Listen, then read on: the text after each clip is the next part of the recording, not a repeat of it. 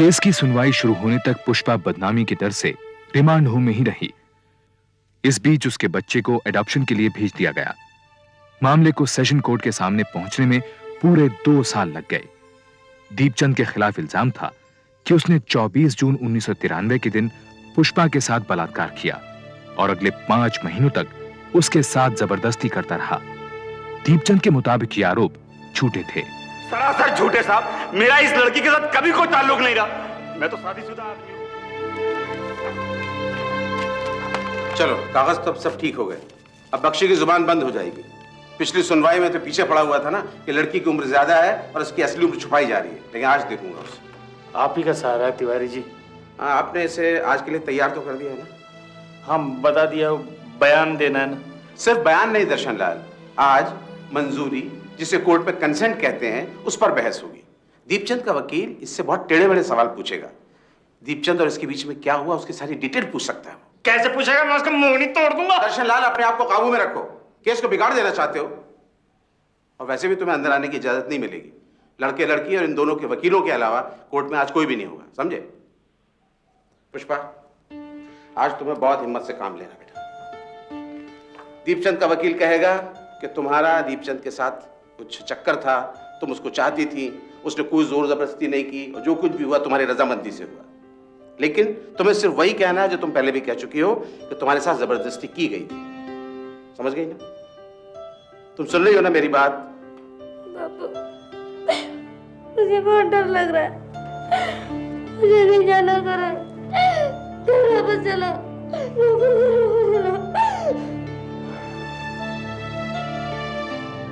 डरने की क्या बात है? मैं तो रहूंगा ना वहां पर। लेकर आइए इसे। कोर्ट इन सर्टिफिकेट से सेटिस्फाइड है। आप पुष्पा से सवाल पूछिए। Yes your honour. हाँ, तो पुष्पा, तुमने बयान दिया है कि दर्शन लाल की गैर हाजिरी में दीपचंद तुमसे बातें करने की कोशिश करता था, तुम्हारी तारीफ करता था, अक्सर अपने घर की खिड़की से तुम्हें घूरता रहता था। 2-3 बार तो उसने तुम्हें नहाते हुए देखने की भी कोशिश करी। क्या ये सही है? तुमने कभी किसी से इसकी शिकायत करी? नहीं। कभी तुमने अपने बापू को इस बारे में बताया? नहीं। नहीं। योर ऑनर, पुष्पा ने दर्शन लाल से कभी दीपचंद की शिकायत नहीं करी, क्योंकि दीपचंद ने कभी ऐसा कुछ किया ही नहीं जिसकी शिकायत की जा सके। मेरा मतलब, सच्चाई यह है योर ऑनर कि नई नई जवानी के जोश में यह पुष्पा दीपचंद पर डोरे डाल रही थी। अब घर गृहस्थी वाला मेरा मुवक्किल दीपचंद इसकी नजरों को, इसके ललचाई नजरों को, इसके इशारों को अनदेखा कर देता,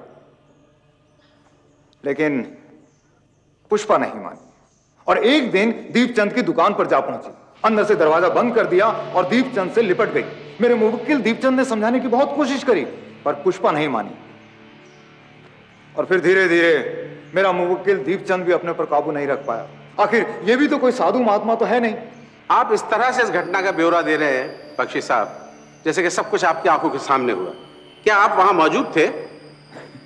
नहीं था, लेकिन मुझे अपने क्लाइंट की सच्चाई पर पूरा भरोसा है। ये एक शरीफ आदमी को बेवजह फंसाने की कोशिश की जा रही है मिलॉर्ड। शरीफ आदमी? योर ऑनर, इस आदमी की शराफत के किस्से गांव का बच्चा बच्चा जानता है। इसके ओछेपन की वजह से गांव की औरतों ने इसके घर में आना जाना बंद कर रखा है। कितनी मरतबा इसके खिलाफ पुलिस में शिकायत भी दर्ज की गई, लेकिन हमेशा पैसा खिलाकर यह आदमी बचता चला आ रहा है। इस आदमी ने इस मासूम बच्ची के साथ बलात्कार किया है, यह एक सच्चाई है योर ऑनर। अगर दीपचंद ने इसके साथ रेप किया था तो ये चिल्लाई क्यों नहीं? आवाज क्यों नहीं लगाई इसने किसी को? बोलो, जवाब दो। चिल्लाई थी कि नहीं? चिल्लाई थी, लेकिन उसने मेरा मुंह बंद कर रखा था। 20 मिनट, आधा घंटा तक तो तुम दुकान में थी। क्या सारा वक्त इसने तुम्हारा मुंह बंद कर रखा था? मैं डर गई थी, मुझे होश भी नहीं रहा था। झूठ, एकदम झूठ। तुम डरी नहीं थी। तुमने आवाज इसलिए नहीं लगाई क्योंकि तुम्हें अच्छा लग रहा था। योर ऑनर, उस दिन और उस दिन के बाद इन दोनों के बीच में जब भी शारीरिक संबंध बने, पुष्पा की मनमर्जी से बने, ना कि दीपचंद की जबरदस्ती से। योर ऑनर, बच्चा ठहर जाने के बाद जब दर्शन लाल को इस बात का पता चला तो उसने मौके का फायदा उठाने की सोची। मेरे मुवक्किल दीपचंद पर जो भी इल्जाम दर्शन लाल ने लगाए हैं वो सिर्फ और सिर्फ पैसे के लालच में लगाए।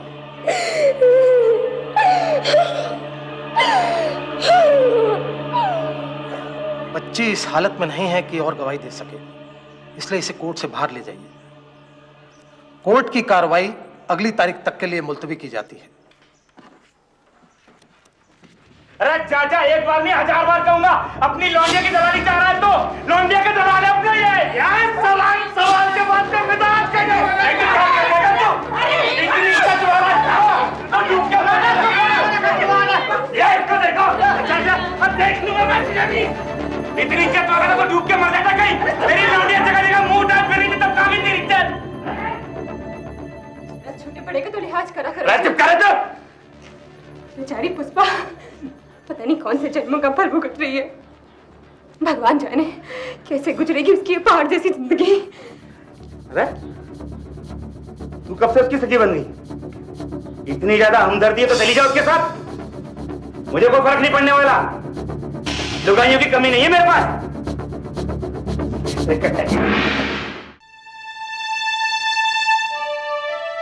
रिमांड होम की सूनी बेरुखी जिंदगी से तंग आकर आखिरकार पुष्पा ने वापस अपने गांव पिथरा लौटने की हिम्मत बांधी। देखो देखो पुष्पा आ गई।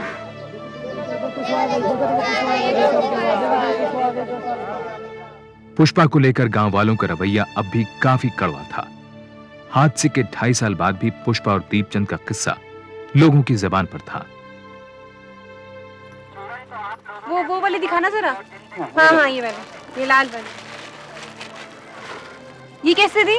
14 रुपए दर्जन। 14 रुपए? 14 रुपए तो बहुत महंगी है। ये पीली वाली दिखाओ। ले लो बहन जी, आपके हाथ में बहुत फूबेंगी, देखो कितना अच्छा लग रहा है। नहीं 14 रुपए बहुत महंगी है।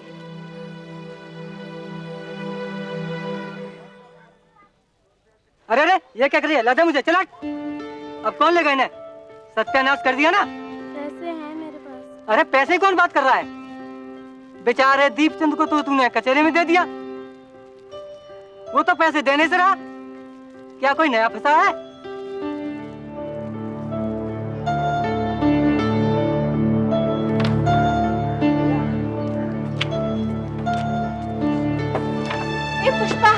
पुष्पा मन खराब मत कर अपना। इनकी बातें सुनने की आदत डाल ले, नहीं तो जिंदगी नहीं कटने वाली तेरी। ये ले, यही चूड़ियां चाहिए थी ना तुझे? अच्छा अब मैं चलती हूँ। हाँ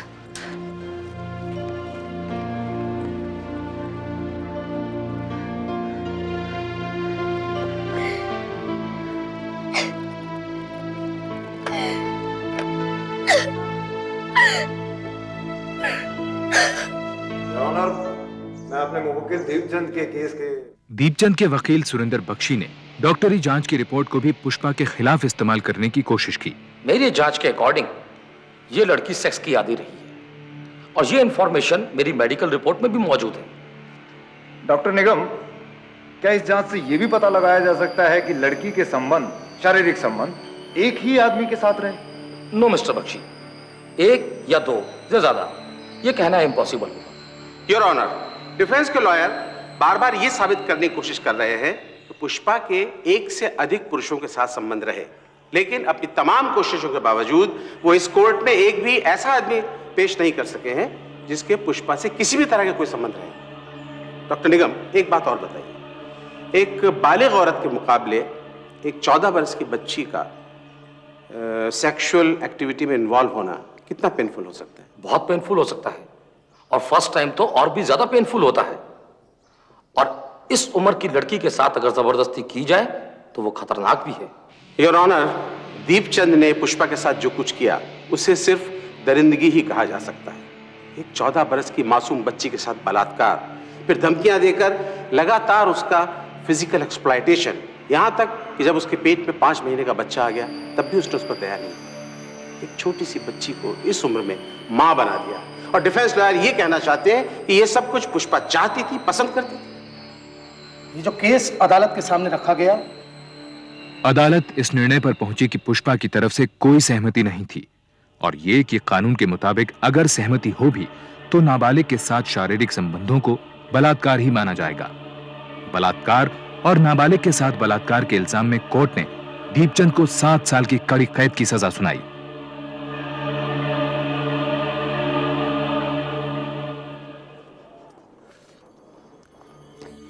निकल गई सारी हेकड़ी, परसों सड़ेगा जेल में।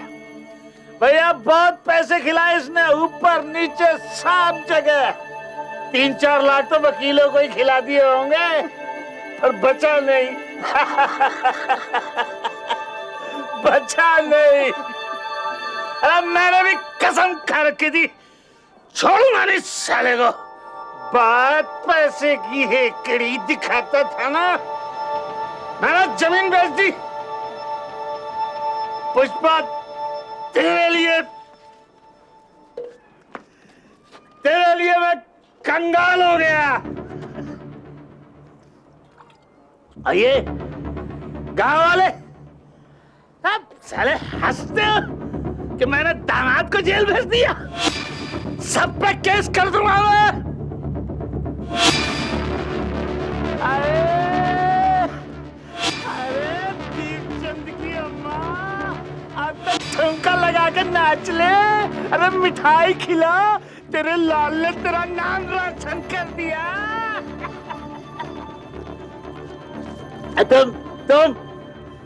तुम सारे खड़े खड़े क्या देख रहे हो? तमाशा हो रहा है? हो गया तमाशा, अब जाओ खेले कूदो नाचो। दीपचंद की अम्मा,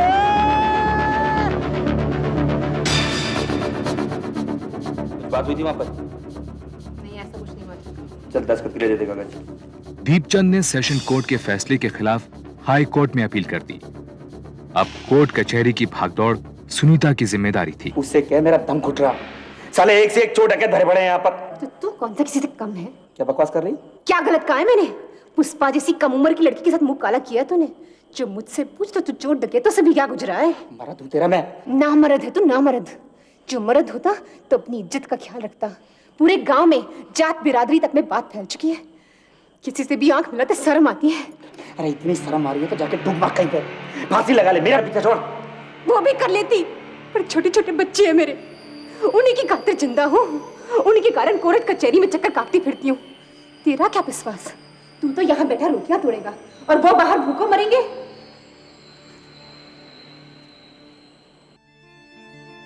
दर्शनलाल के सामने फिलहाल एक ही मकसद था, हर हाल में दीपचंद को सजा दिलवाना। दूसरी ओर बुआ पुष्पा की उजड़ी हुई जिंदगी को फिर से संवारने की कोशिश कर रही थी। बुआ ने कई जगह रिश्ते की बात चलाई, लेकिन लोगों ने पुष्पा के चरित्र पर उंगली उठाकर साफ इनकार कर दिया। आखिरकार बुआ ने एक परिवार को बातचीत के लिए मना ही लिया। अब दर्शनलाल जी, हम आपकी लड़की से कोई एतराज नहीं कर रहे। अब जो हो गया सो हो गया, उसमें इस बेचारी का क्या दोष है? हमारी पुष्पी बहुत सियानी है, सारे घर का कामकाज यही संभालती है। हमारे घर में काम है ही कहाँ। अरे ये तो राज करेगी, राज। हाँ वो घर की बात तो कर ले। मेरा लाल। वो पैसे की बात तो हो गई, अब मेरा है घर कच्चा, जरा उसे भी पक्का करवा ही दो। खर्चा ज्यादा हो रहा है दर्शनलाल जी। आजकल छोटी मोटी शादी में भी 5-10 लाख तो लग जाता है। हम कोई आपसे ज्यादा तो नहीं मांग रहे। अजी 51,000 रुपया टीका करने को लोग तैयार बैठे हैं। ये तो पुष्पा की बुआ की कहने की वजह से हम लोग आ गए। और फिर तुम्हारी लड़की कुंवारी भी तो नहीं है, बच्चा भी तो जन चुकी है, सारा जहान जानता है। उधर दीपचंद के हाईकोर्ट में अपील करने के बाद तिवारी को लगा कि केस लंबा खिंच सकता है। केस को मुकाम तक पहुंचाने का तिवारी को एक ही रास्ता नजर आ रहा था। वो इस बारे में बात करने के लिए दर्शनलाल के घर जा पहुंचे। पुष्पा चलिए। कुछ पैसे की मुआवजे की बात चली? अब बहुत लोगों ने करी थी मुआवजे की बात, पर दिल नहीं माना। गरीब जरूर हैं, पर अपनी इज्जत आबरू की कीमत नहीं लगाएंगे। एक बात ठंडे दिमाग से सोचो दर्शनलाल, मुआवजा लेने में कोई बुराई नहीं है। छोड़ो तिवारी जी, कुछ और बात करो। यहाँ तक तो गाड़ी खींची लाया हूँ, हाई कोर्ट में भी लड़ लेंगे, मुआवजा नहीं लेंगे। तो मेरी बात समझ नहीं रहे हो दर्शन लाल। अगर इसको सजा हो भी गई तो कितने दिन की होगी?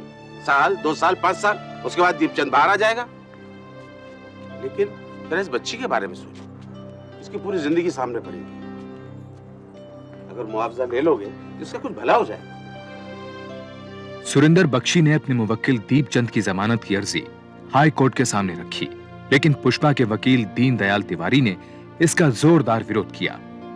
तिवारी की दलील थी कि दीपचंद से पुष्पा की जान को खतरा है, क्योंकि वो बलात्कार के समय पुष्पा को जान से मारने की धमकियां दिया करता था। Objection my Lord. Objection overruled. Prosecution lawyer की बात सुनने के बाद अदालत को लगता है कि दीपचंद जैसे कैरेक्टर के आदमी पर विश्वास नहीं किया जाना चाहिए, लिहाजा इन हालात के अंदर मुल्जिम दीपचंद की जमानत की अर्जी को नामंजूर किया जाता है। Thank you my Lord. अदालत से मेरी एक रिक्वेस्ट और है। पिछले 2.5 बरस पुष्पा के लिए बहुत तकलीफों भरे गुजरे हैं। अब उसकी उम्र 17 बरस हो चुकी है। इस केस के चक्कर में दर्शनलाल की आर्थिक स्थिति भी बहुत खराब है, वो कर्ज में डूब चुका है, और इस सब का कारण है दीपचंद।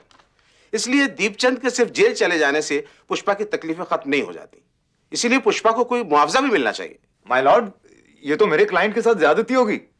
दीपचंद के जेल में होने की वजह से उसका सारा काम धंधा चौपट हो चुका है। घर में जमा किया हुआ जो भी पैसा था वो धीरे धीरे मुकदमे और घर खर्च में निकल चुका है। पिछली तमाम बातों को भूलकर मेरा मुवक्किल दीपचंद पुष्पा की मदद के बारे में सोच सकता है, लेकिन कैसे कैसे करे? वो तो सलाखों के पीछे है।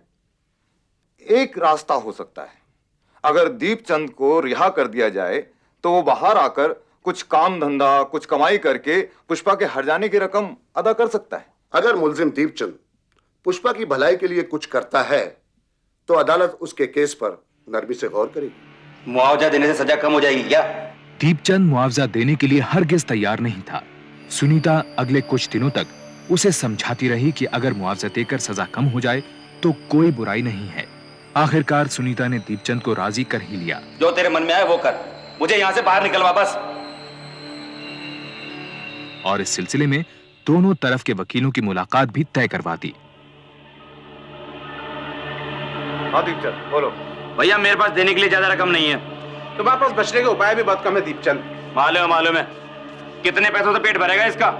कितने पैसे चाहिए इसको पुष्पा के? पुष्पा के नहीं, पुष्पा को जो तूने दुख दिए उसकी एवज में। एक ही बात है। एक ही बात नहीं है। अब देख पे दीपचंद, अब जबान संभाल के बात करने उंगली किसको दिखा रहा है तू? क्या कर रहे हो दर्शन? समझाओ वकील साहब इसको। शांति से काम। वकील साहब समझाओ, नहीं तो फिर मैं आखिरी बात बोल रहा हूँ। मुआवजे के 6 लाख रुपए चाहिए। बहुत ज्यादा है। मेरे घर में नोटों के पेड़ नहीं लगे हुए हैं। मैं 2-2.5 लाख से ज्यादा नहीं दे सकता। मंजूरी हो तो बता देना। चलो वकील साहब। अरे तो एहसान किसे जता रहा है? अपने को बकसवाने के बदले में दे रहा रकम। इसकी हेकड़ी तो देखो। अरे भूल जाओ उसकी हेकड़ी को दर्शनलाल। हमें नहीं लेना मुआवजा। ठीक है, मत लो मुआवजा, लेकिन आगे क्या होगा उसकी तो सोचो। सुप्रीम कोर्ट में केस जाएगा तो दिल्ली जाना पड़ेगा बार बार। 5-6 साल तक ये केस खींचेगा। उसका तो कुछ नहीं बिगड़ेगा, घाटा तुम्हारा हो जाएगा, और तब तक तुम्हारी लड़की 21-22 साल की हो जाएगी। उस उम्र में कौन उससे शादी करेगा? अगर सुप्रीम कोर्ट में दीपचंद जीत गया तब क्या होगा? तुम्हारी लड़की की ज्यादा बदनामी होगी। इसीलिए कह रहा हूं दर्शनलाल, ये मुआवजा मिल रहा है, ले लो। बोलो, कागजात तैयार करूं? माय लॉर्ड, सेक्शन 376 में साफ लिखा है, अदालत मुल्जिम की सजा जितना चाहे कम कर सकती है यदि कुछ विशेष कारण हो तो।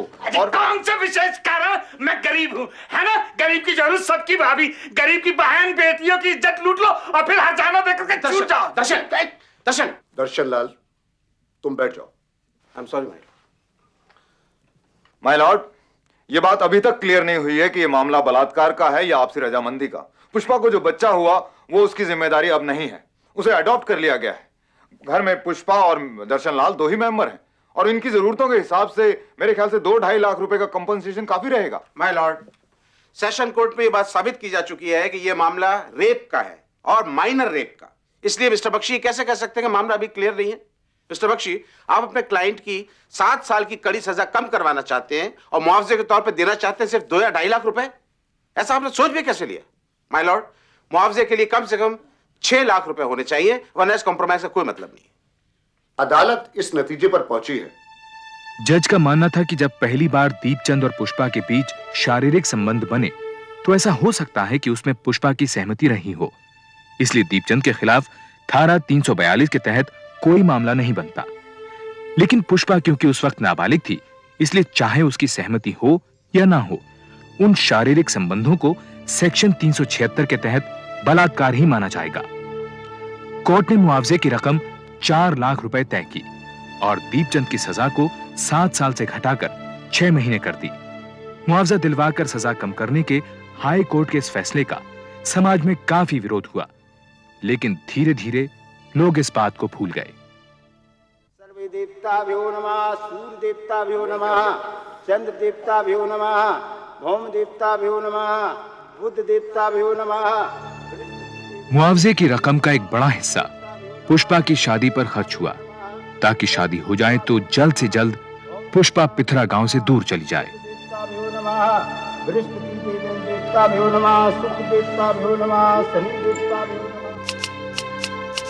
दीपचंद कुछ महीने की सजा काटकर घर लौट आया। दीपचंद के दिन फिर उसी मौज मस्ती के साथ गुजर रहे हैं, मानो कभी कुछ हुआ ही ना हो। लेकिन पुष्पा का जीवन शादी के बाद भी भंवर में फंसा हुआ है। ससुराल वाले उसे वो हादसा भूलने नहीं दे रहे हैं।